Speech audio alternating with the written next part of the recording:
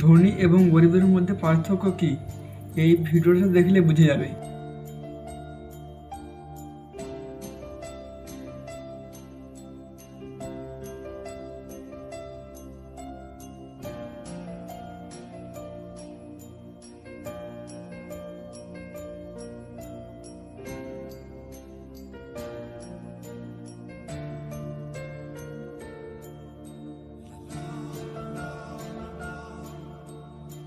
একজন জেনারেলে যাচ্ছে, একজন এসিতে যাচ্ছে।